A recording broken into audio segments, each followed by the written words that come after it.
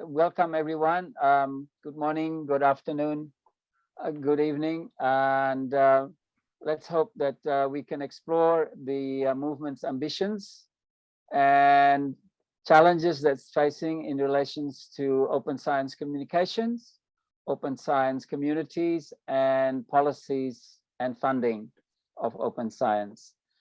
So to start off the discussions, we will have the setting of the scene by Mr. Julian Cribb, who is the author and speaker and co-founder of Council for Human Future. He's the principal also of Julian Cribb and Associates, and former director of CSIRO National Awareness. That's the outreach program. He happens to be also a co-author with an Indonesian author by the name of Champaka Sari, who unfortunately could not be here tonight, but she's in full support of activity in a book called Open Science, Sharing Knowledge in the Global Century. So I really appreciate that you can come on board tonight, Julian. So please, the floor is yours. Thank you. Right, can you all see my screen? Yes, that's coming up very good. Excellent. Right. I'm going to talk briefly about the biggest science communication challenge of all and why we desperately need open science yesterday, not tomorrow. It's our existential crisis. What is to be done about it? Now, humanity's capacity to inflict mass harm on itself has been accelerating since the mid-21st century, and it is now, mid-20th century, I mean, is now approaching a state where it can wreck civilization and potentially eliminate our species. There are 10 interconnected megathreats to human existence, and they are bearing down on us. I describe these in a book called Surviving the 21st Century and in the work of the Council for the Human Future. Now, the thing about these threats is they cannot be solved one by one, as solving one threat generally only makes another threat worse. Consequently, they must all be solved together at the same time, using cross-cutting solutions that make none of them worse. This is a complex systems problem. It cannot be remedied with simple solutions. It cannot be solved by nations acting alone, but only by a whole of Earth approach. Here is a brief review of what the latest science is saying about each one of the megathreats. First, extinction. The current mass extinction rate is about 1,000 to 10,000 times higher than the natural background rate. It is currently proceeding 3 times faster than the event that took out the dinosaurs. It is entirely due to humans. It may become the second worst such event in human history, in Earth history, sorry. The loss of species at such a rate is predicted to cause the collapse of key ecosystems that sustain human life. Climate. Well, we know what the latest IPCC report says. Look, even if we meet the Paris goals, a global temperature of +3 degrees Celsius is still possible by the end of this century. Despite moves to limit carbon dioxide emissions in some countries, they continue to increase daily worldwide. Currently, they total around about 40 gigatons a year, and they are going to accelerate as economic activity accelerates. CO2 concentrations are the highest in human history at 419 parts per million. And NASA warns that the Earth is now trapping twice as much heat as it did in 2005. The ice caps are melting, sea levels are rising much faster than predicted. Under business as usual scenarios, we're on track for 4 to 5 degrees of global warming by 2100. That's if we make no difference to what's happening now. Now, as an agricultural journalist, I can tell you that the grim thing is at 3 degrees, the world loses at least a third of its agriculture. So at least a third of the food supply just disappears. Heat waves will kill millions, obviously, and there are still 5 trillion tons of frozen methane in the Earth's crust, vastly more powerful as a climate driver than CO2. And if that gets loose, we are quite literally cooked. Pollution. Now, the world produces around about 220 billion tonnes of chemical emissions every single year. That is 5 times larger than our climate emissions. This is going to double by 2030, and it's going to triple by 2050. There are around about 350,000 manufactured chemicals, and most of them have never been tested for human safety or environmental safety. These are poisoning our air, our food, our water, our homes, our workplaces. Deaths from chemical poisoning and disease are around about 12 million per year, according to the World Health Organization. This is the worst case of mass homicide in human history. Now, just for comparison, it's about twice as bad as World War II. It is damaging human intelligence, and it is causing pandemics of brain disease, obesity, and cancers. Very little is presently being done to prevent it.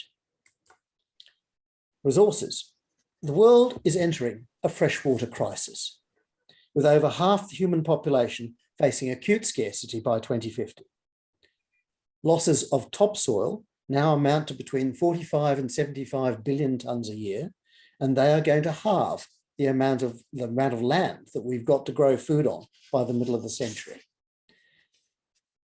The world has lost a third of its forests, and they're continuing to shrink at a rate of about 10 million hectares every year.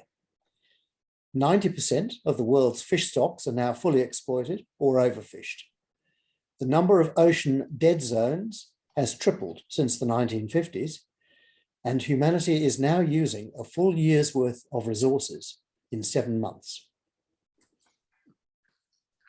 The bulletin of the atomic scientists set the doomsday clock at 100 seconds to midnight recently. That is the highest threat level since the atomic bomb fell on Japan. The doomsday clock scientists say modernization of nuclear programs in multiple countries has moved the world into less stable and manageable territory. Development of hypersonic glide vehicles, ballistic missile defenses, and flexible weapons delivery systems may raise the possibility of miscalculation. I'm sure we're all conscious of what is going on in the Ukraine at the moment with that possibility. Governments in the United States, Russia, and other countries, they say, appear to consider nuclear weapons more and more usable, increasing the risk of their actual use. The bulletin rates the nuclear threat as far worse than COVID. But pandemic disease, there have been 6 pandemics since the year 2000, in case you hadn't noticed. On average, a new pandemic strikes humanity every 2 or 3 years. The primary drivers are overpopulation, environmental destruction, travel, and scientific error. The resumption of travel is going to increase their spread. New plagues are unavoidable so long as the human population remains large and densely packed, and some of them are going to be more deadly than COVID, according to the WHO. The human population is due to pass 8 billion early in 2023. It is currently growing at the fastest rate ever, at 80 million more people per year, about 1%. The population of the world's cities is about 4.4 billion, and the megacities are now facing possible collapse due to water scarcity, fragile food chains, climatic impacts, and failing infrastructure. Global fertility rates are still about 2.4, that is 2.4 babies per woman, which is about 0.2 above replacement, although they are declining slowly. The UN Population Division's median forecast has the population peaking in the late 2060s and starting to decline naturally towards 2100 from a peak of around about 10 or 11 billion human beings. Now that is 5 times what the Earth can support in the long run. Food insecurity. The world food supply is on a knife edge, and we're all particularly conscious of that with what's going on in the Ukraine. Loss of access to fresh water, loss of topsoil, and a more hostile climate means that agriculture will be unable to supply humanity's needs from the mid-century on. There will be an increase in droughts, famines, pests, refugee crises, and wars, leading to food shocks. Despite this, the world is clinging to an outdated model of food production when other far safer, healthier, and more effective means to produce food exist. On average, I might add, 2 out of every 3 deaths are now diet-related. Uncontrolled technologies. Dangerous new technologies, such as artificial intelligence, robotic killing machines, synthetic biology, nanotechnology, and quantum computers are proliferating without public oversight or government control. These pose catastrophic risks that are presently uncontained. And finally, mass delusion. One of the most dangerous threats to the human future is the deluge of false information and beliefs that are inundating society. Misinformation spread by politicians, the fossil fuel sector, the media, ideological extremists, well-meaning simpletons, or nutcase conspiracists. The tsunami of utter nonsense threatens to destroy public faith in science and to sabotage global efforts to overcome the major threats I have just listed. Now, together, these 10 threats constitute the greatest existential challenge that humans have ever faced since we appeared on this earth. However, it is a challenge that can be solved. We have the brains and the technology to solve it. We know the answers, but we do not yet have the institutions, the leadership, the communication, or the collective understanding and will to solve it. Now, here, for example, are 9 of the most urgent solutions. First, we need to outlaw all nuclear weapons, eliminate their stockpiles, and safely recycle or bury their materials. We need to end the extraction of fossil fuels and their byproducts, pesticides, plastics, petrochemicals by 2030. We need to replace them with renewable energy and green chemistry. We need to reforest half the world's land area. We need to create a circular global economy in which every resource is recycled and nothing is lost, wasted, or allowed to pollute. We need to develop a renewable world food system consisting in 3 parts of regenerative agriculture, urban food systems that recycle water and nutrients and which are climate-proof, and deep ocean farming of plants, fish, and marine animals. We need to return half of the world's current farmlands to forest or wilderness to end the 6th extinction. We need to create a Stewards of the Earth program for Indigenous people and farmers to implement it. We need a new human right, not to be poisoned.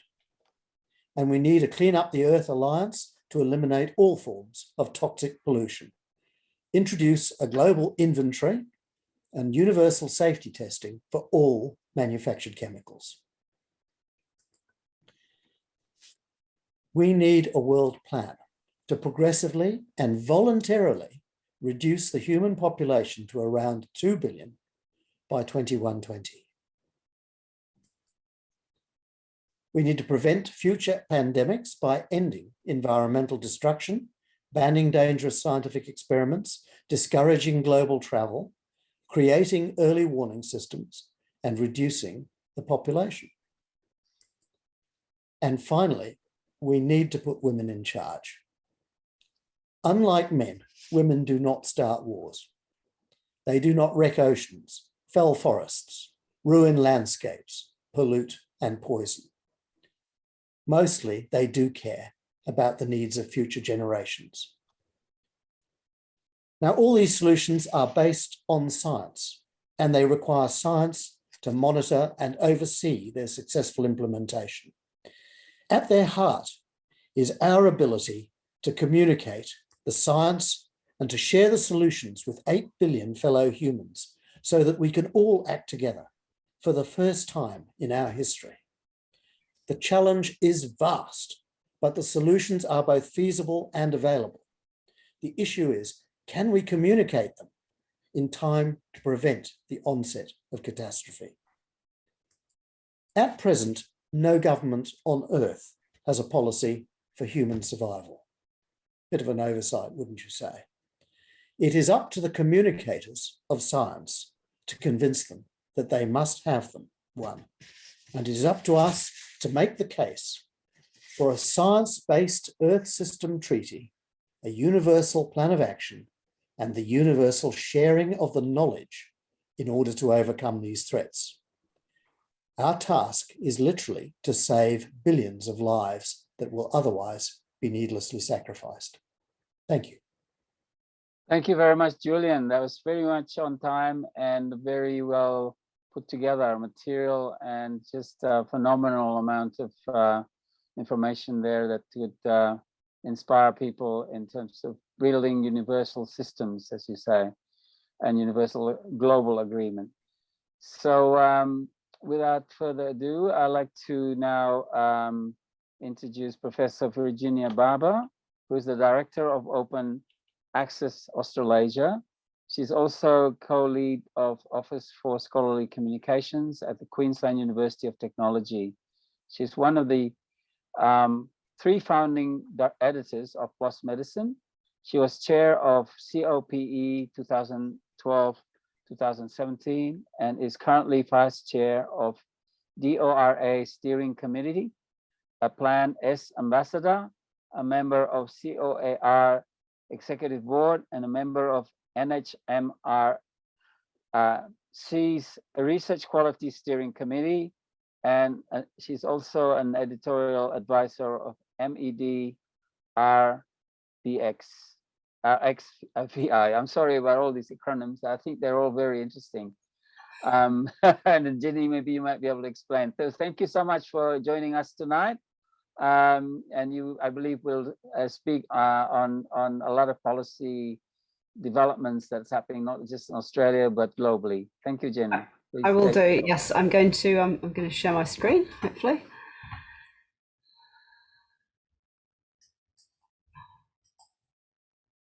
I want to share multiple screens. There we go. All right. Okay. Hopefully that's all good. Okay, so thank you, Idris, for that kind of introduction. I'm really delighted to be here today, this evening. So welcome everybody wherever you are in the world, and I hope you're safe and well in these crazy times. And Julian, I think I was sort of feeling like, after hearing what you said, the kind of things that I'm talking about, I feel even more urgent to address. And thank you for setting the scene so well. So I'm as Idris said, I'm the director of Open Access Australasia, and that's the prime way that I'm going to talk today. But I do have a number of other hats on. I'm very interested in open science and open research more generally, and I've been in this sphere for some time. These are the things I'm just going to really talk about. I'm going to talk about the open science initiatives that I think triggered by COVID-19, and perhaps some thoughts about how they lead into the next stage. What's happening in Australasia, and I'll tie that in with some of the some global issues that we've been involved in, and then what we've learned and perhaps how we might sort of take this forward to actually make sure that some of the things that we're interested in can actually happen. Just a little bit about Open Access Australasia before we start, for those of you that are not familiar with us. So we used to be called the Australian Open Access Strategy Group, which we changed our name and our focus slightly last year. So we're now called Open Access Australasia. So we have a diverse membership across Australia and Aotearoa, New Zealand, 28 universities. So if you're listening to me from Australia and you don't, or New Zealand, and or actually from Australia, and you think your university isn't a member, please get in touch.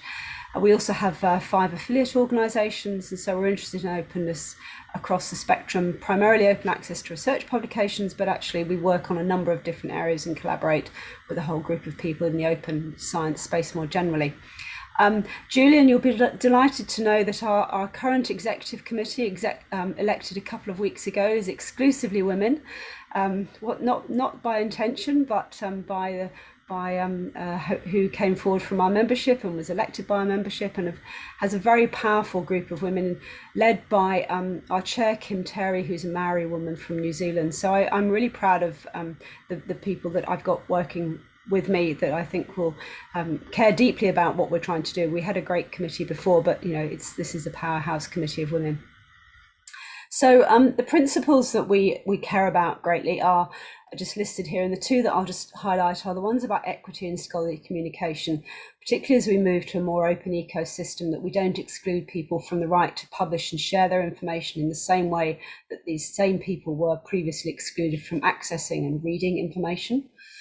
And that through that, we have to support a diverse ecosystem of open access approaches. So that includes journals, but it also includes the type of things that I'm involved with, such as medRxiv, which is the preprint server, innovative methods of publication, and in particular, a support for diversity of small and journals that are academic-led, and the types of ones that also play into something that we care very deeply about, which is appropriate and respectful use of Indigenous knowledges. We know that the big corporations are not necessarily interested in supporting these smaller journals, and they're absolutely critical if we're actually going to have a good system of supporting research across the spectrum.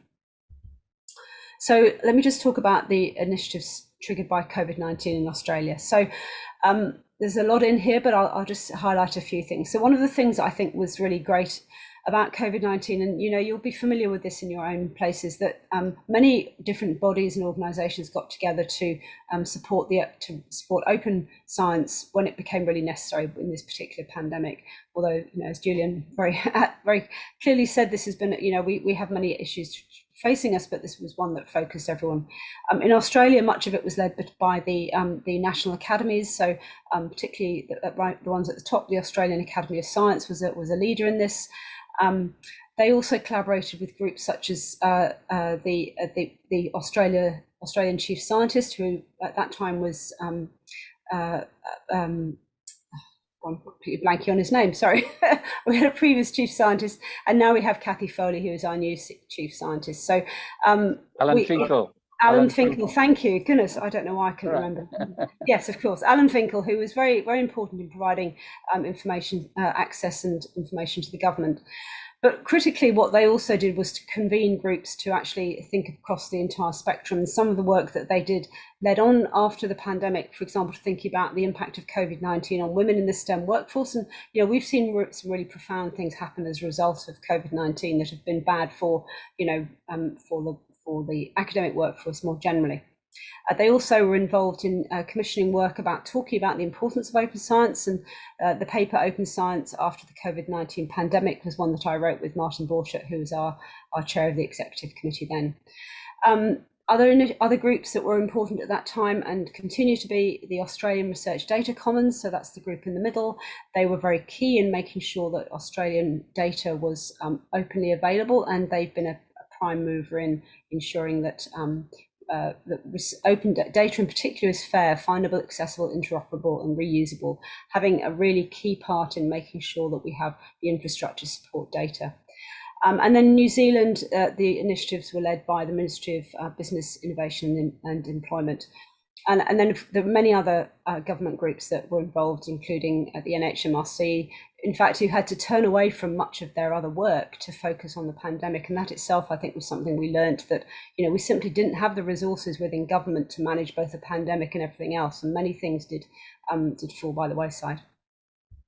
So on a slightly lighter note, one of the other things just to notice, some of the best science communication at the time came from New Zealand, and I'll be pretty confident that you'll have seen some of the cartoons from Susie Wiles and her collaborator Toby Morris, who came up with an enormous set of graphics, all of which were openly licensed. Susie Wiles is herself a very distinguished microbiologist, and she did an enormous amount of work in trying to explain the science of the pandemic to the wider public, and was quite rightly recognised for that work in New Zealand. And I think one of the things, as I said, about it that was so interesting was the way that it was all made openly available. So what's going on in Australasia in regard to open research? So the next couple of slides are very busy, but don't get scared. I'm going to walk you through some of the key bits of them. So the first thing is to say is that we've been thinking about open science for a long time in both Australia and New Zealand. So this is a slide that which is actually an interactive poster that was developed by ourselves and the Council of Australian University Librarians for online meeting last year. And what we did was to look at the arc of what's been happening in open science across for the past 20 years. And it starts right down at the bottom. I don't know if you can see my cursor if I move it. Right back in 2000, when the Australian National University launched its first repository. 2003, Queensland University of Technology, where I now work, had the world's first open access policy for an institutional mandate for open access. The funders were producing, and the funders are in purple. They came up with their policies in 2013, 2014. We've had the Australian Research Data Commons was supported by government in 2018. And back in 2016, we actually had the Productivity Commission in Australia came up with the recommendation that we develop a national approach to open access, but nothing has happened since that time. There's multiple other things that are in here, and you're welcome to explore this, but I will say that one of the key things that happened late in 2021, which I'll come on to, was the importance of the chief scientist and her taking a leadership role in this area. In New Zealand, a similar arc of activities, starting right back in 2000, when an open source library system was adopted by New Zealand universities, and that became very important. Digital New Zealand was launched in 2008. One of the things that I think in New Zealand that has been done particularly well is community publishing, and one particularly good example of that I'll just highlight is the one in 2016, which was launched by Auckland University of Technology, called Tufera, which means open in Maori, and that was an open publishing platform that supports repository and book publishing and journal publishing, and has been a really real powerhouse, I would say, for support for Indigenous research in a way that we absolutely need to see at the grassroots. And one of the things, of course, that came out of all of this is that we know that you can show stories, things like that, but the cases are the issue. The case stories are what makes people sometimes take action. So two things just to highlight here. One is that we did some work with policy advisors during the pandemic, and it became really apparent that even policy advisors sitting in government, and for those that you don't know, that's Canberra, that's Parliament House, could not access, people in government, employed by government, could not access the research they needed during the pandemic. This is completely ridiculous. And a second example is another time when we desperately needed research to be joined up, and this was during the previous crisis we had, the Black Summer bushfires. It was not possible to join the dots and have all the data and talking to each other across Australia to even map the bushfires as they were emerging. So there's a huge problem to be solved within the open research ecosystem. So how do we kind of make the case for doing something? So this was a piece of work that we were doing with Cool back before the pandemic, which was to try and convene a group to say, well, we need a national approach to open research. We were all set up to do a roundtable in Canberra in March 2020, and then the pandemic hit us, and we obviously had to cancel it. But we managed to do a whole body of work during 2020, which included talking with people nationally and internationally. And we were fortunate enough to be able to talk to Kathy Foley before she was appointed as chief scientist, at that time when she was the chief scientist at CSIRO. And when she came into her work as Australian chief scientist, she announced that open access is one of her 4 pillars of work, and really that's been fantastic timing for us to move this on. The other big thing that I will just mention that's been really important that we will be working on is the UNESCO Open Science recommendation, which was the text of which was agreed in May last year and which was adopted in November 2021. And those two things together, I think to some extent in Australia and New Zealand, give us a real opportunity to advocate for open research in a way that we perhaps haven't had before. So what else happened in 2021? So just some policy things. I've talked about Kathy Foley. The NHMRC is also has been consulting on its open access policy, but at this point is still considering the feedback it received. And the other real leadership has come from the Australian Academy of Science with its position on open science. There's also a lot of advocacy and analysis. So in addition to the work that we've been doing, CALL has a whole program on open scholarship and fair practices, which has been very important. And in New Zealand, the equivalent group, the Council of New Zealand University Librarians, have done important work and are continuing to do important work on just mapping the degree of openness across their sector. So what have we learned? Well, I think there's a few things just to take away from this. So first off is that, I think we've had it explained to us explicitly. We understand, everybody understands we need open science in times of emergency, but it needs to happen across the entire life cycle. It's not just open open publications, it's open data and other related initiatives. There is a real importance of it being systematically planned, and I will just say again, I feel very strongly that it needs to be principle-led with equity at the forefront. Otherwise, we risk ending up with a system that will benefit those who already benefit and leave behind those who are at most need of access to research and most able to participate in research. There's a couple of things that I think are positive. One is I think that we're all fantastically good at Zoom. This conference, isn't this wonderful that we're able to do this now on Zoom in a way that we wouldn't have been able to do a couple of years ago. And I think another highlight for me is that open educational resources, we now understand the importance of open textbooks in a way that we perhaps didn't before. But the key thing I will just say is that I think we are at still risk of terms being dictated by service providers, not users. And in that I particularly include, say the big publishers are the drivers of policy, and they're the drivers of initiatives right now. We haven't yet had that taken back by the users, by which I mean not just academics, by research, but research institutions. It's absolutely critical to have high-level champion to effect real change. In Australia, I hope that's going to be our chief scientist. We need one wherever we're looking to see real change. Leadership, as Julian said, is utterly key in this. And then I think really, again, to highlight his point, we need a system-wide shift to a diverse ecosystem, and that needs political will at a national level, but it also needs good global collaboration. So I'll stop there and happy to talk afterwards.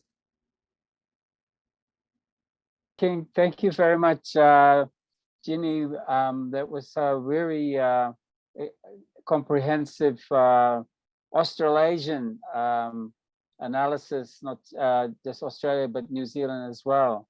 So I thought that it is really very interesting to hear that our Australian chief scientist is is taken up open science as one of the 4 pillars.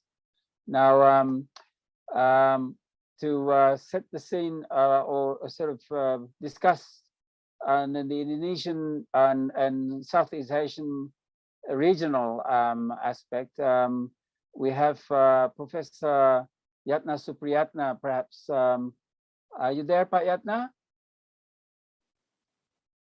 Or is he not? Pak Yatna, Professor Yatna, are you there?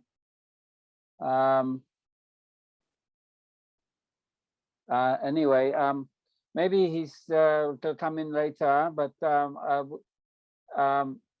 we've discussed before, like the way the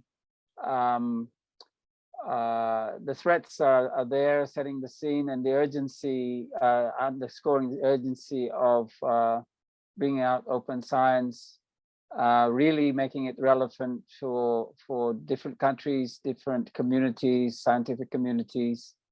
And so what we're hoping to do is to able to ground it, if you like, to look at some of the activities from bottom up. Perhaps Professor Yatna, are you there? Yes. Sorry, I wanted to bring you in the discussion to kind of just give context of what the situation is in Indonesia with science generally, but open science in particular, to set the scene for the discussion of communities from the bottom up. Because I know that you are very much on the ground engaging in many issues to do with the environment, to do with the biodiversity in Indonesia. So I understand that you've taken up the position of Executive Director of Science Fund, or DIPI, but also you are a member of the Basic Science Commission, Indonesia's independent Academy of Science, and chairman of the Research Center for Climate Change. So if you like, you could just provide us some insights from Indonesia. Please take the floor, Professor Yatna. Thank you, Pak Idris. Good afternoon, everybody. Good evening for Australian. Pak Idris just asked me a few days ago if I can join the APAN's discussion. Basically, I said yes, but of course, I may not be able to discuss so much things, but I'm a professor in environmental and conservation science at the University of Indonesia. But as Pak Idris mentioned, that I also a member of the Indonesian Academy of Science. Just recently, that last month, in fact, that I was assigned by the chair of the Indonesian Academy of Science to be chairing the Indonesian Science Fund.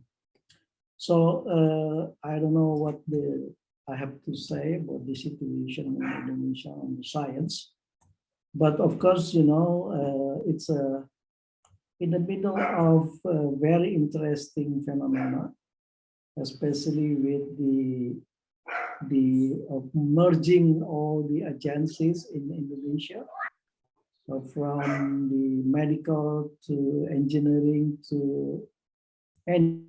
So it's a 43 agencies merged into one agency they call the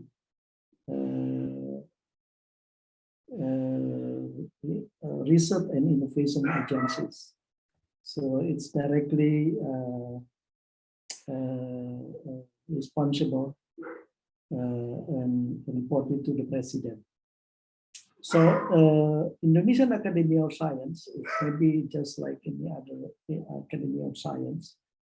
It's really independent. It's based on the law. We are not part of government, but we are a law that permitted us to collaborate with and especially in trying to put advancement of science into the context, even to the government. The advising the government how they're really choosing and advancing the science. And we have 70 members, consists of 5 commission. So I'm a member of the, what you call it, the Basic Science Commission, that including the biodiversity, climate change, and all this chemistry and physics and others. And the science communities in Indonesia right now is in really, I'm saying that it's a university, of course, there are many academicians there, but also, of course, in government. But right now, it's so split between government and non-government. So Academy of Science is in between on that issues. So our task is trying to basically trying. The one is the overall the quality Indonesian research to produce cutting-edge science, to build Indonesian global competitiveness through sustainable financial infrastructures, especially with the Indonesian Science Fund. So Indonesian Science Fund, it's not only government, funded by government. For example, we're working with the Indonesian Trust Fund so that we channel the best, the research that has to be funded, and peer review by the most of the international scholars. And basically also we have collaboration, for example, with Australia Academy of Science, and we work, and then what we call the joint call research collaboration. And then with UK recently we had mostly on medical science and climate change, and recently it's the possible, and we still negotiate with the European Union joint call research collaboration on science. So that's really what we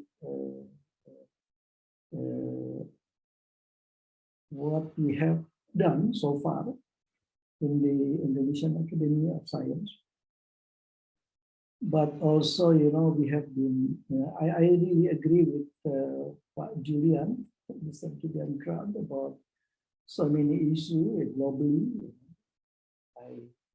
I fully agree with the whole thing and the solution, but sometimes I really need the solution also need to be put in the net, fit in the mud, you know, which means that we really need to also to talk with the communities and also the local, and fit in the mud. That's really good, but also head in the sky. I believe that it's a global issue, and it's important to tackle this globally, you know, as pandemics and climate change and many other Anthropocene. It's really very, very important to I think that BP, Indonesian Science Fund, it's I'm not sure now about this APAN, but when Pak Idrus mentioned maybe we can join and we can host, you know, if that's possible, for APANs next time in Indonesia. I'm not sure because I believe they're already there. Last time I attended Open Science meeting in Bali, but in Jogja, but I don't know whether this is really happened or there's really other. I'm not sure. But you know, to be honest, this is really the first time I was asked by Idris to join, so I'm enjoy you guys and how that really the state of the art of science from the global issue. So, Pak Idris, I think that's really my 2 cents. Thank you. Well, thank you so much, Professor Yatna. That was very interesting overview of the institutions in Indonesia, and in a way that is going through changes at the moment, which has always 2 sides, but with the merging of different organizations, government and non-government, maybe there's going to also be learnings across country and seeing what things are working in Australia or in other countries in Europe, and what doesn't work in our context. So thank you so much for your presentation. And now to ground us a little bit more to the communities that is trying to practice open science. We have 2 speakers, Saranjit Kaur and also Dr. Sandasan Oni. So Saranjit is the leader of the or lead of the Research Software Engineer Asia Group, and is a graduate of the Google Summer of Code 2020, and she's also with the touring team of the Julia Language Organization. She has participated in the Digital Infrastructure Incubator at the Code of Science and Society. I believe this is part of the activities that is supported by the European Union as well. And she's a strong advocate of open source software, and which is also, of course, part of open science practice. So without further ado, Saranjit, are you there? Yes, yes. Okay, please take the floor and provide us with your perspective. Thank you for the kind introduction, Idris. I'm so happy and honored to be on this panel today. Let me try to share my slides.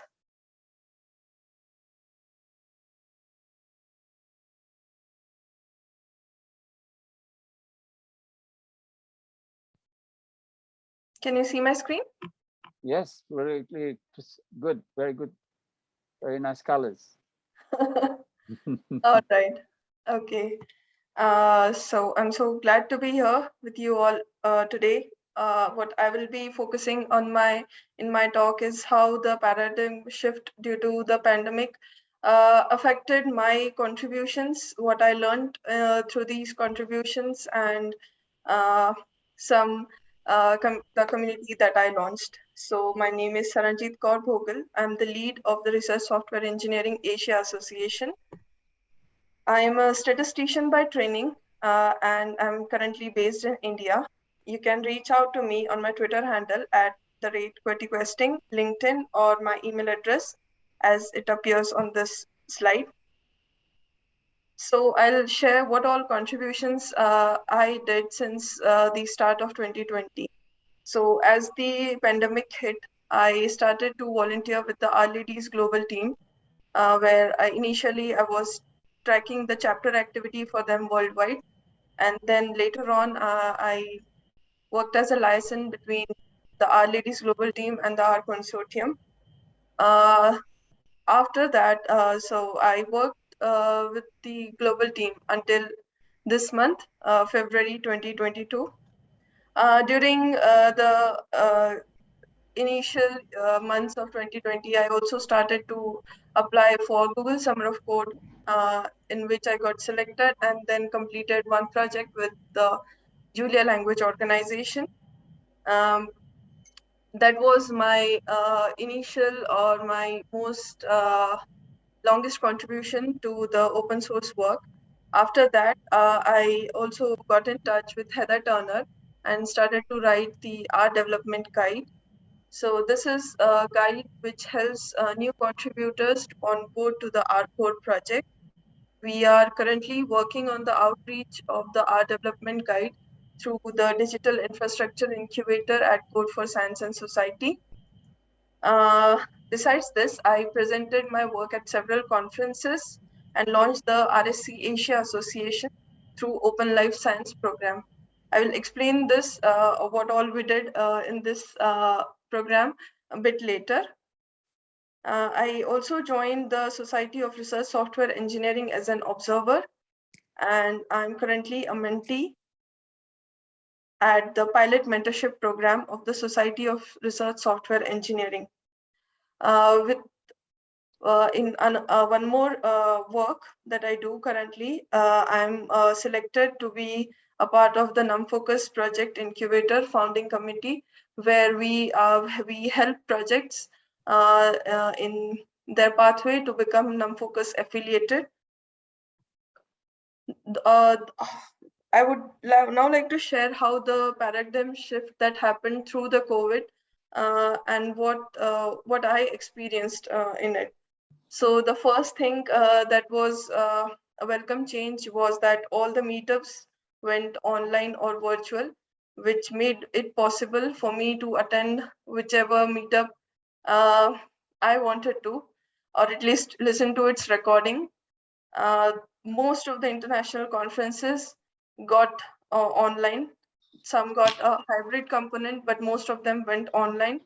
This made it possible for a wider audience to attend the conferences, the workshops that it had, the conferences had and the training sessions that the conferences hosted. So this led to a large learning to a wider audience. It provided a chance to participate and learn from all over the globe. And the most thing that I'm happy about is I made so many friends across the globe while I still stay at my home. And I can reach out to so many people who have helped me grow in my open source journey. What all have I done due to this paradigm shift? So I started using GitHub, which is an open source collaboration tool. I now host a personal website. I've contributed a lot to open source work. I've presented talks, so 4 talks in a year, which is a lot for me at different avenues, USA 2021, JuliaCon 2021, PackagingCon 2021, Latina 2021, and now at APAN53. So even though I am at my hometown, I am still able to attend so many of these talks and get to learn a lot of research that is happening globally. And finally, I got to launch the RSC Asia Association.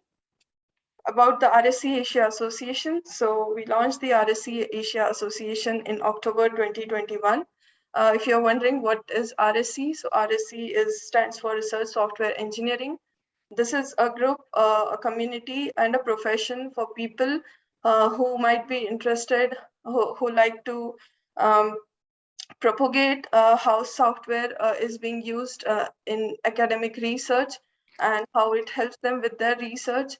So such groups have been widely present in the global north since the past 10 years, but these groups, these associations and communities are not so much prominent in the global south. So with that in mind, we started the RSC Asia Association. We were not alone in this journey. So what we did was to apply to the Open Life Science program. This is a program which helps people who have projects or interest in open science to become open science ambassadors. Through the Open Science program, we developed a website for our association. We learned how to use GitHub organization. We got a Twitter handle for our association. And finally, we launched it on the first International RSC Association Day, which was the second Thursday of October 2021. If you are interested in becoming a community member of RSC Asia, then please fill in the short membership form. The link is on this slide. You need not be in Asia or belong to Asian region to become a member. We welcome people from all regions of the world. This is the Twitter handle of RSC Asia Association at the rate RSC_Asia, the website and email address. Again, this was my short talk. I'm Saranjeet Kaur Bhogal. You can know more about me on my website.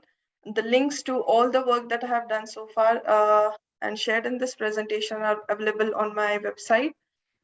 If you have any questions, any doubts, you can reach out to me. And I'm happy to be around. See you around. Thank you.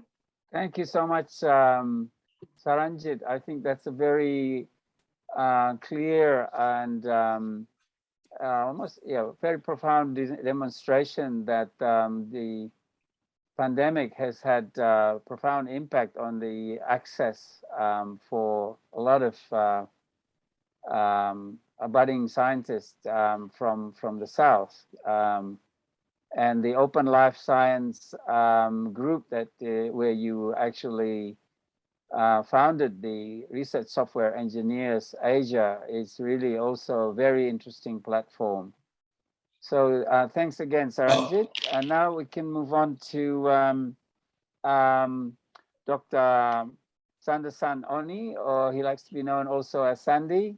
How are you going, Sandy? I'm doing all right, hanging in there. Okay, that's good.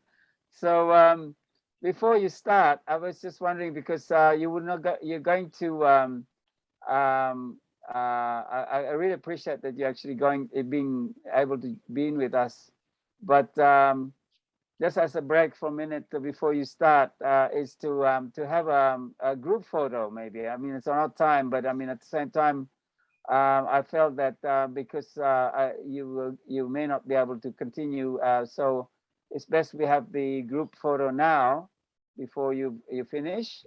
So is that okay for everyone? We can have a break and turn on our cameras and have a big photo session now before, and not the end, because is that okay for everyone? I don't know whether anyone would want to turn on the cameras now. Marcus, are you there? I don't know, or maybe we could do it after. But anyway, we'll just do a snapshot now, and then we can do some more later. Okay, so let's hear from Dr. Sandersan Oni. Thank you so much. Please take it away and let us know about your activities in this bottom-up community action. Thank you. No worries. Sorry, was the photo already taken? Just for the ones that are there, but unfortunately, I mean, we'll do it later on as well when you finish, because after that we will have, you may not join us anymore, or you may not, you might not be able to continue. So please continue with your presentation. No worries. Thank you very much, Pak Idris. So I have my slide here. Is everyone able to see it? Could I be spotlighted if that needs to be the case? Yep. Yeah. So just double check. Everyone's able to see the slide clearly? Yes, thank you. Wonderful. Thank you very much.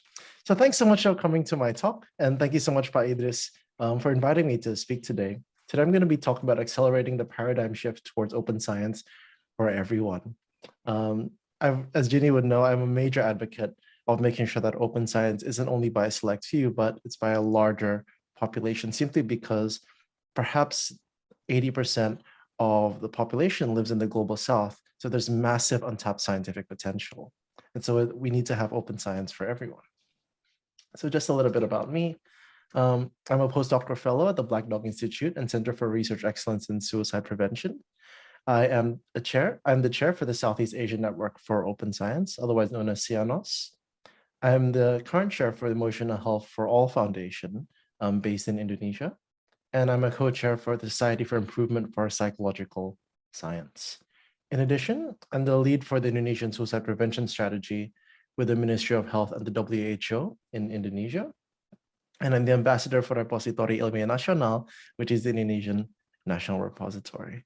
So in my talk today, I just wanted to touch on a little bit of what we learned on how do we increase adoption of open science and data sharing by everyone, especially in the global south, in areas where there may not be as much research funding or research infrastructure. How do we get everyone in to produce a credible science to turn us away from some of the potential endings that Julian mentioned in the beginning? How do we make sure we get everyone involved in the solution, that we do this in unity?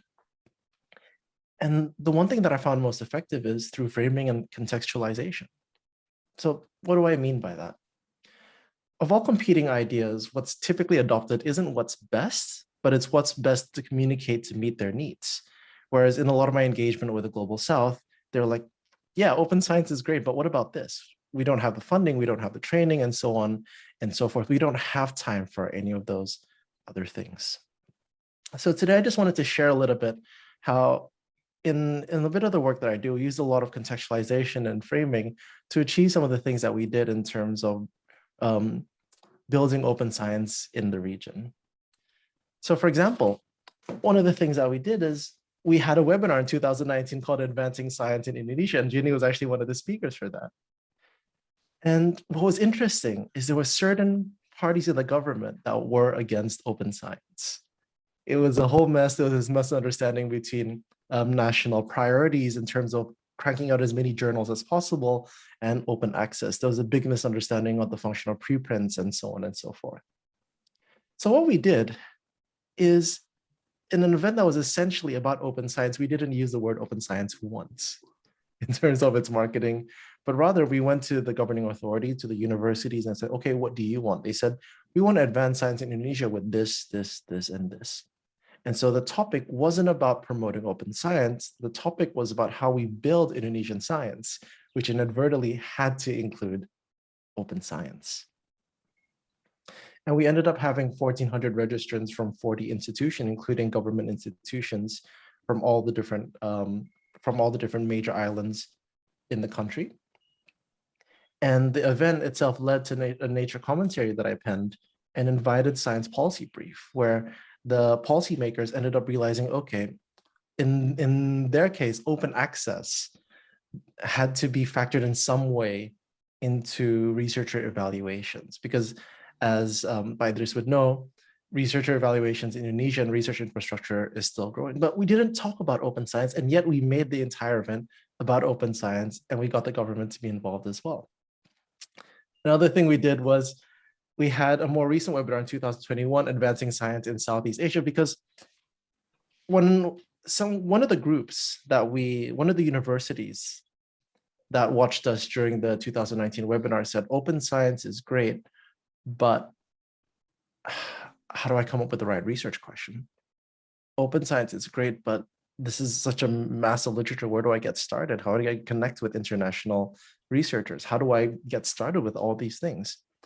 And that was the same university, which unfortunately, they were going through a really tough time in terms of the infrastructure. One of the universities had a blackout during the time when we had the webinar. Another university was hit with political riots. Another university was hit with an earthquake, and then they had to move halfway through the webinar.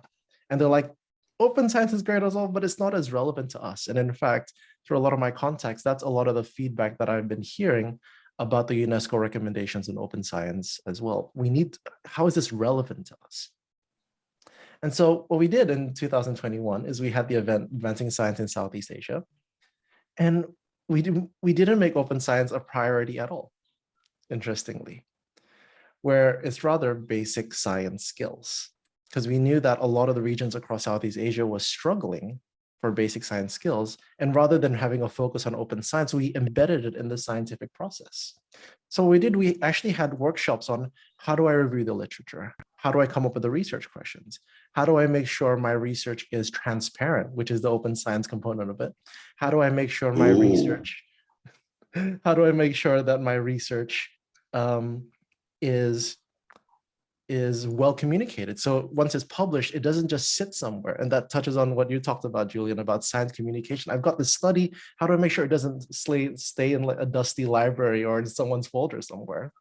And how do I encourage, or how do I relate to policymakers and with the media to do science communication better? And so we had the entire scientific process, and open science was slotted in as an integral part of the scientific process rather than an open science conference. In order to reach people better, we recorded it and we subtitled in 7 different languages. And that's going to be made available up on YouTube soon. We had 800 registrants from 25 countries. And this was funded by the International Science Council Asia Pacific, along with INSA Asia. We partnered with 20 organizations across the globe. As I mentioned, open science wasn't the focus, but embedded in the scientific process as an integral step. That's another example of how we try to shift the paradigm towards open science without being explicit about open science. The last one is something I'm really excited about, which is the Indonesian suicide prevention strategy. So funding for research in Indonesia, especially with something as deeply stigmatized as suicide, is very, very low. So I received a grant, and what we're doing is we're collecting large and valuable epidemiological and qualitative data. And the plan is to share it publicly. That's something very uncommon in an Indonesian context, but we're planning to share it publicly. But beyond that, we're working together with the National Repository Ilmiah Nasional, to actually store the data there. So people will have to use the National Repository interface and infrastructure and familiarize themselves with the idea of data sharing in repositories in order to access that data. So if you want the data, you have to learn what data sharing is. You have to learn what repositories are. You have to learn how to navigate it. But to go even further, we're working together with the National Journal Association, or Relawan Jurnal Indonesia. They call themselves volunteers, but they're a very, very large group. introduced registered reports, which I'm sure many of you are familiar. It's when the peer review happens before we collect data instead of after. And so if the methodology and the research question are the priority and it passes peer review, then there's a guaranteed publication to prevent people from p-hacking or doing questionable research practices. And so what happens is we have the data. We went to the repository and said, okay, we want to work together with you. We will store it there so people learn how to use, people learn about open data. And then we went to the journals and said, hey, if people want to access our data, they have to publish in your journals as registered reports, further educating people on another component of open science. And so this is just an illustration of registered reports where the review happens before data collection happens, and then it's essentially a guaranteed publication at the very end. So with this sort of project, the scientists learn data sharing. They see it in practice. They learn to use a national infrastructure, and they learn to submit registered reports, which has been shown to reduce bias and increase the quality, validity, and replicability of the papers. National repository is supported, having more people learn how to use it, because from 2012, that's been one of their major focuses. The journals adopt registered report, which results in overall having more quality publications and being more efficient and losing less and less resources in the scientific process. And the country grows in suicide prevention knowledge and open science practices all at once. And so the last thought I'd like to leave everyone with is, how can you convince the other party, whether it's researchers, whether it's government, whether it's policymakers, that open science and data sharing is something they need and can achieve their short-term and long-term goals? For example, I know, Pak Idris, you're very, very keen on high-powered computing. How do you convince these researchers that this is what they need, even if they've not heard of it before?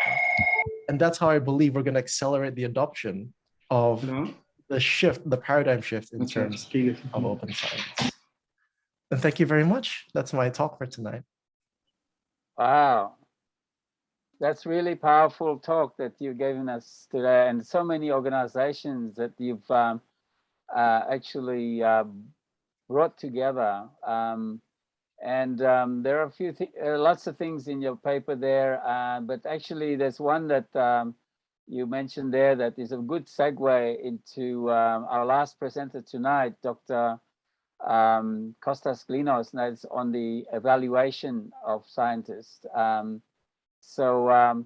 I really appreciate that Dr. Kostas Glinos, who is head of the Open Science Unit at the Directorate General of Research and Innovation, is with us tonight, because he has had a long experience in various areas of science. And I really think that there is now really a global effort that has been undertaken at the European Commission. I think a lot of these discussions that we had tonight is a very good segue to see how the activities at the regional level link with the activities at the global level done at the European Commission. So without further ado, thank you very much, Dr. Glinos. Please take the floor. Thank you very much. The floor is yours. Yes. Thanks a lot. Can you hear me okay?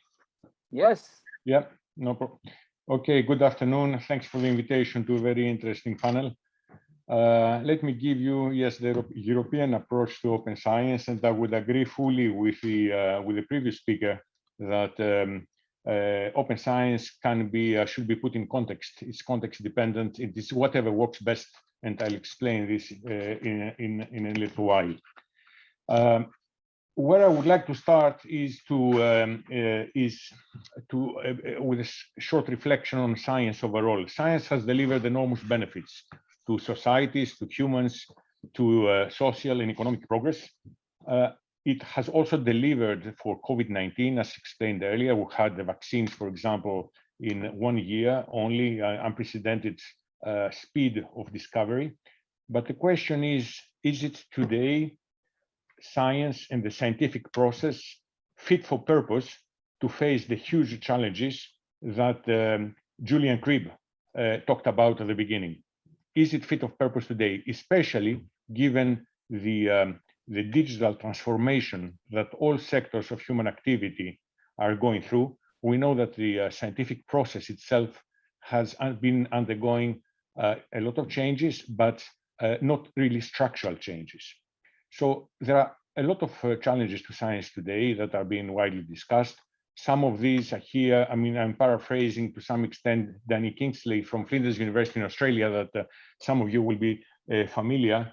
To mention just a few, skewed perceptions of quality. In other words, very often associating the scientific quality to the venue, the publication venue, where the results of a piece of research are being published, with associated to this with a tremendous challenge of reproducibility.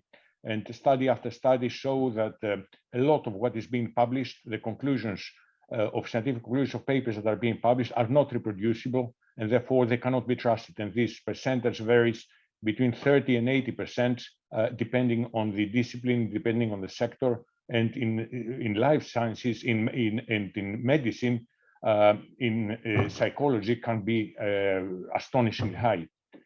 Then we all talk about collaboration and how important collaboration is today for science and cannot be done without it. On the other hand, we have a system that focuses on stars rather than on collaboration, that rewards, in other words, individual achievements mostly rather than collective achievements or teamwork. It was mentioned already earlier by Ginny, I think, that we have today publishing is another challenge. We are publishing in a market where a client is not the king. In other words, a market driven by service providers rather than by the researchers and the scientists. We have a big problem with risk aversity in research, because of the system is such that a PhD student, a postdoc, or a scientist need absolutely to produce some publications, as many as possible, and in as high impact journals as possible. But of course, when you start a research, you don't know if it will be successful. This is what research means. So if you want absolutely to have publications within 2, 3, 4, 5 years, it means that you have to choose a field in which you are very likely to do publications. This is not going to be something entirely new.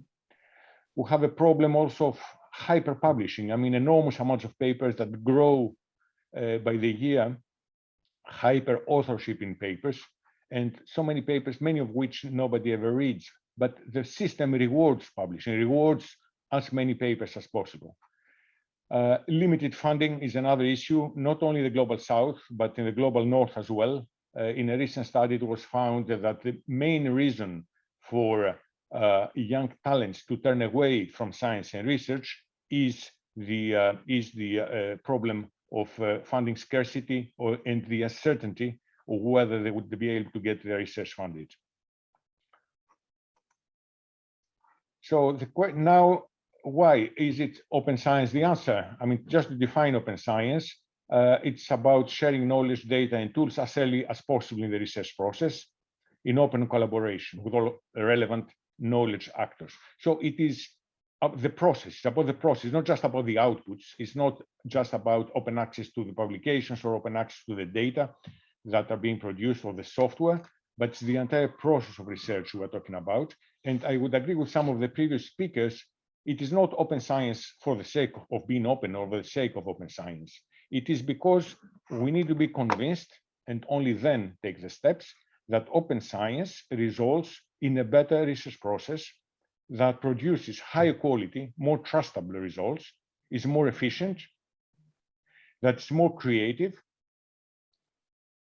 more innovative, in other words, and very importantly, that has not been mentioned till now, that it generates trust by society onto the science system, because the science system in most countries, or in all countries, are predominantly funded also by the taxpayer, and societal trust to the science system is paramount in order to sustain it in the long term. If you are able to improve your process to get high quality and efficiency, more creativity, more trust, and you don't even mention open science, so much the better. And this is what Sandy was saying in the previous in the previous talk. Coming to the pandemic, this has been described already, but my comment on this would be that the situation is mixed. The result is mixed. On the one hand, open science has come to the fore.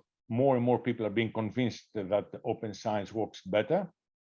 It accelerates the scientific process, but I would say that most of this came from preprints.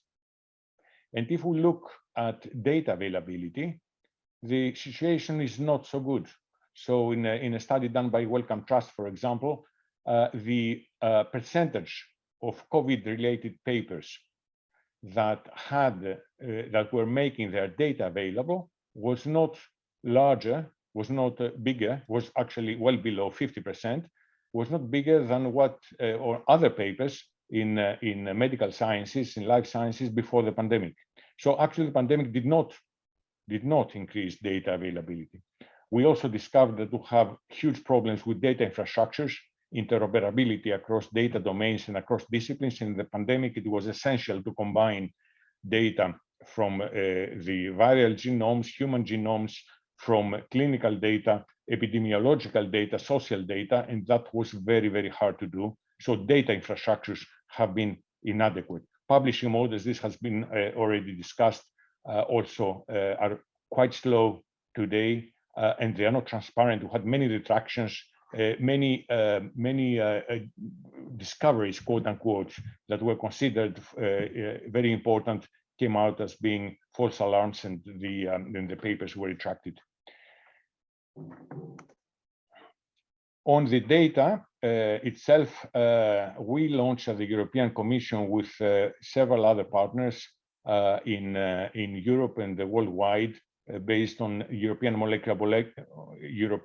Molecular Biology Laboratory and Elixir Infrastructure, a data platform that is making data available and continues to make data available. Started from genome data for the virus. Today has more than 8.5 million records, is one of the largest ones.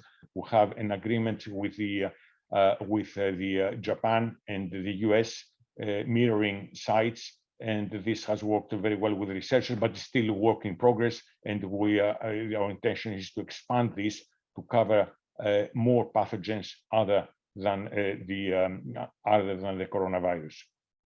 This is open access entirely. You have the link there. Anybody around the world can download content and data, and actually we have, I think, more than 150 countries that are using the platform today. So this is the Commission's commitment, therefore, to open science. And again, as Sandy was saying, I could omit if somebody can do these things without branding them open science, it's very good for me also. It's the label is not the issue. But we're doing two things. On the one hand, trying to improve the practice of research, and on the other hand, to provide the infrastructure and the enablers. Improving the practice of research, we have open access. This was described by Jeannie Harbour at the beginning. I would agree 100% of the principles that she described on all of them. We are also working with Plan S, or with the Coalition S, in the same direction.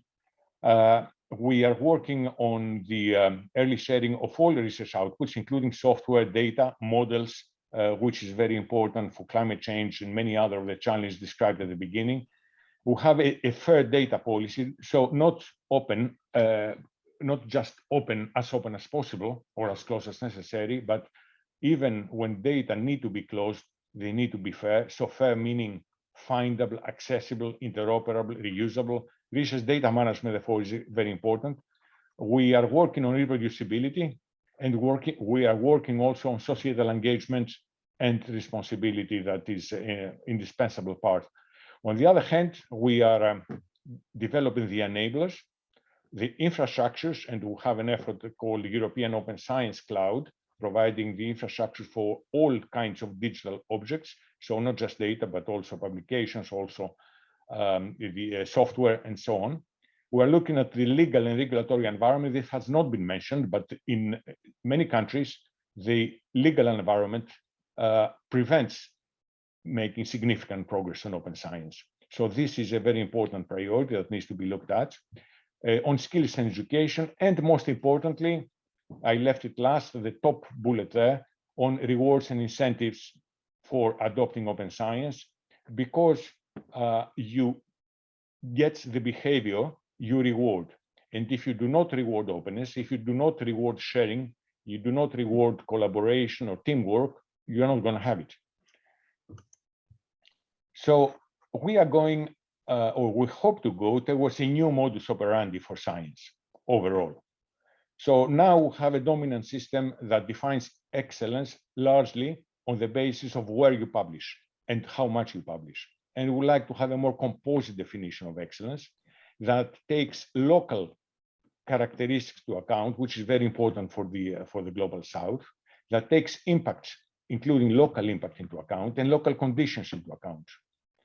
We want a system that incentivizes researchers to share knowledge and data rather than the current system where that incentivizes researchers to produce mainly publications and as many as possible of them, that results in this hyper publishing I talked about earlier.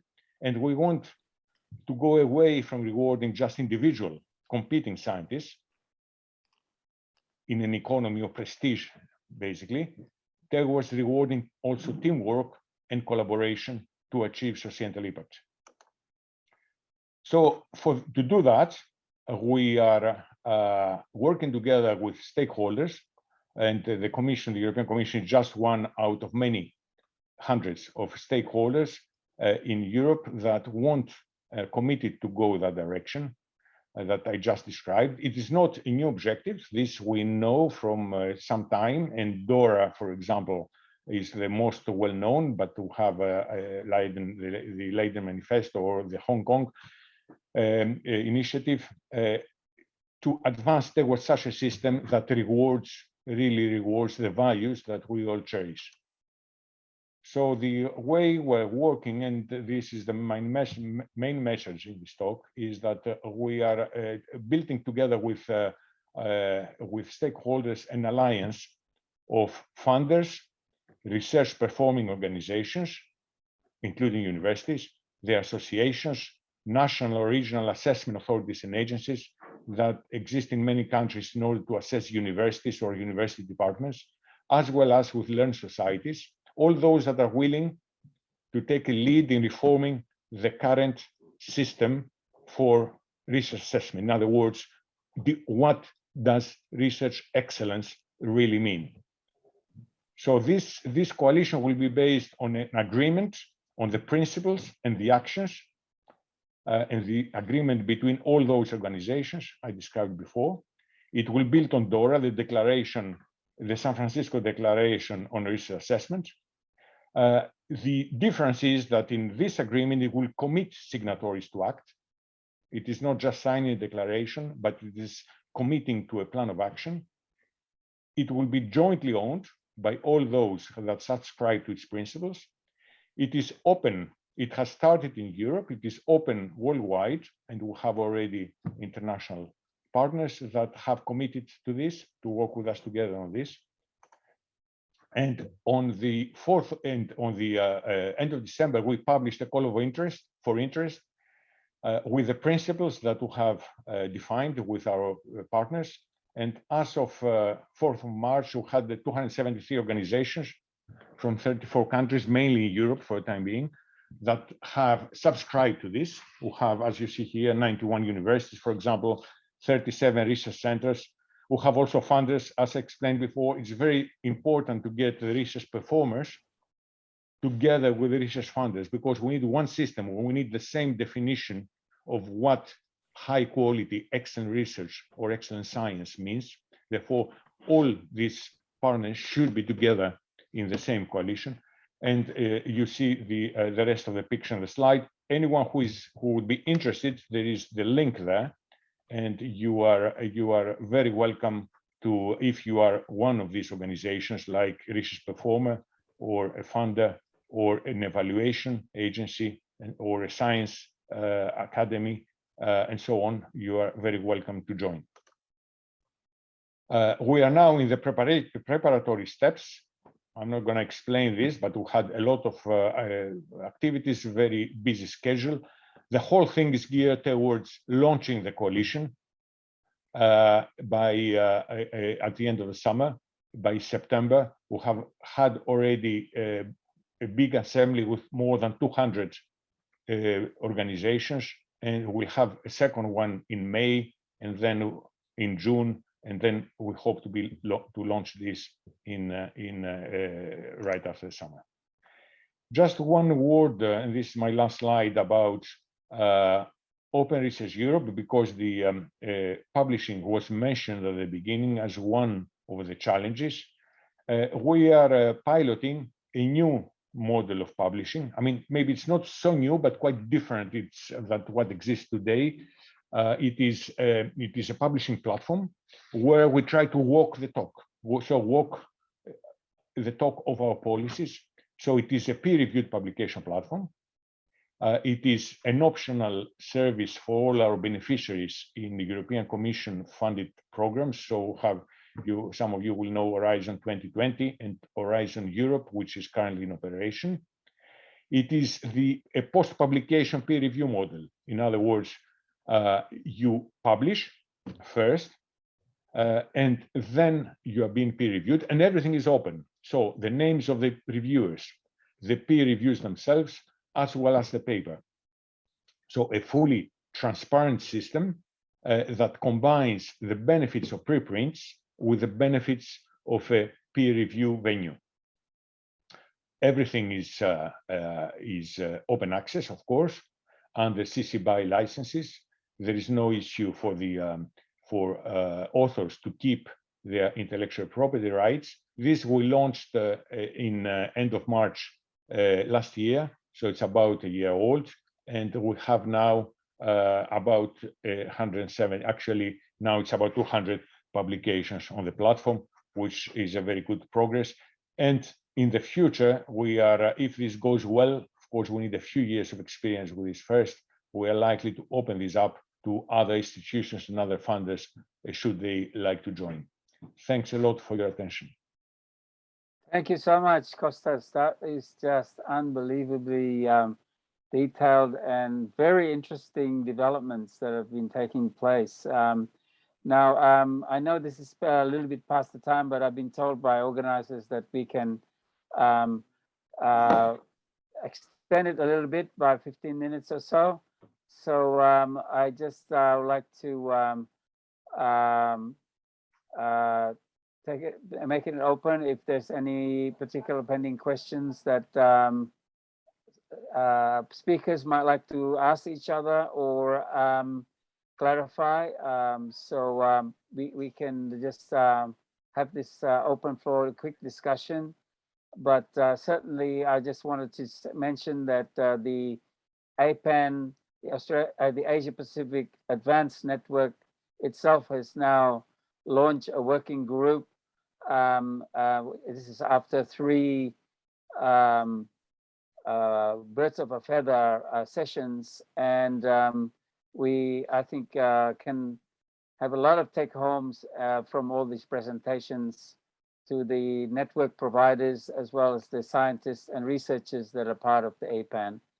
So would anybody like to have the question? Saranjit, did you raise your hand? Yes, I would like to know the link that Kostas just shared for the call to join. He had shared it a couple of slides Sure. at the end.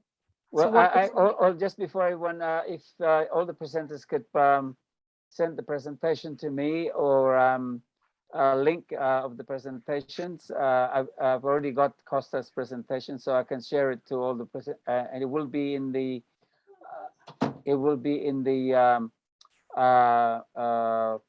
HOFA area. So in this area, there's going to be a spot where you could actually download not only the recording of this session, but also the presentations that has been given.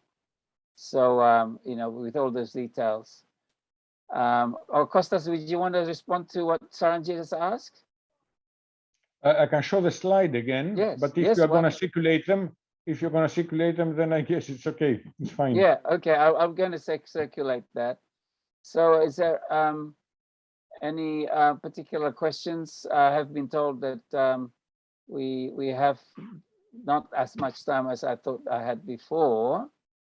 But is there any other? I know this is a lot. I mean, we could go the whole day discussing each one of the papers here, but I think this is a very good start because we have from perspectives from the from the very organizations that have led the discussions and aggregated so many other organizations into this very interesting endeavor in Europe, but also we had the discussions about country policies that Australia and New Zealand has promulgated. Is there any other pressing questions that any of the, oh, right. Okay, Jenny, please. I just saw your hands there. Thanks very much, and thanks for all the presentations. I learned so much of them, and I'm in complete awe of Saranjit and Sandy about the work that they do at the ground up. I just think that's astonishing. But my question is actually for Kostas. Kostas, so the European Union is a long way ahead of some other places. Do you kind of have sort of advice for what are the key things you would say to try and get open science sort of onto the agenda for places that are kind of looking at it?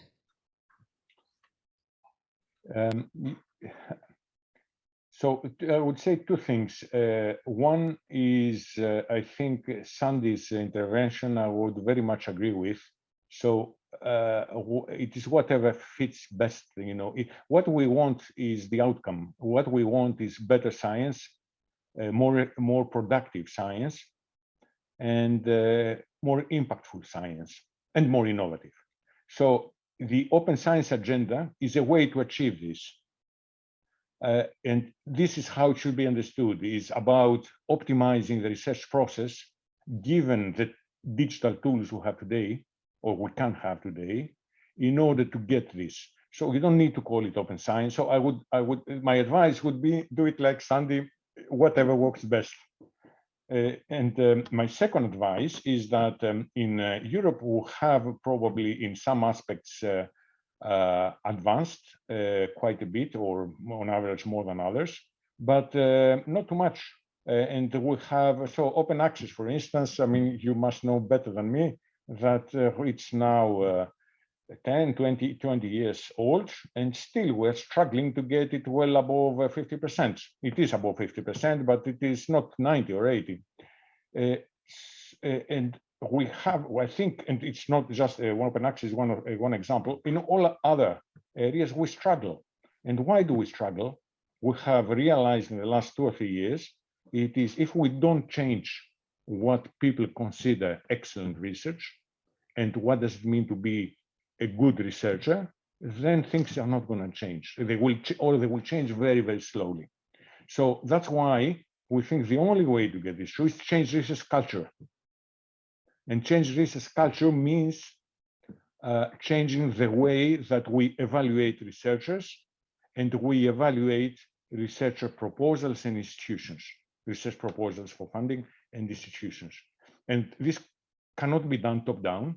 It's not like a government will decide it, and cannot be done only bottom up, because some researchers, so because many researchers want to, but they tell us we have to play by the rule, we have to play by the system. Otherwise, if I don't get these 5 papers in that journal, I'm never going to get this university position or whatever.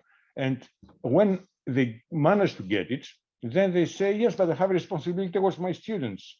If I advise them what I really believe in and not to play by the system, they will never be successful professionally. So we have to break this vicious cycle. And the only way to do this is to work together on a large scale. And this is happening. I mean, the Netherlands, for instance, in Europe has done it to a large extent.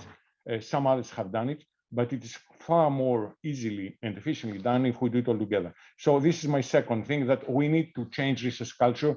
We need to change the way we assess research. Thank you very much, Kostas.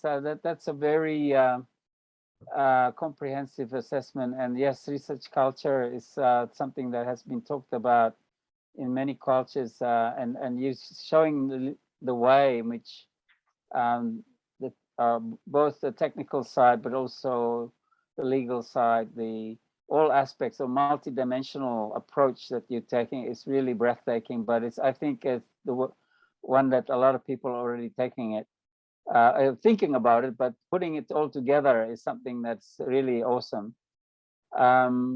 So would there be anybody else last minute be able to make a comment, or would like to ask questions? I wonder, it's amazing that the people who've started attending this has been with us all this time, given the time, particularly in our neck of the woods in Australia. But yes, I don't know whether anybody would prefer to have the picture still again, or shall we just the last attempt? If everybody's still with us, can you just turn your cameras maybe, so we can have a quick picture?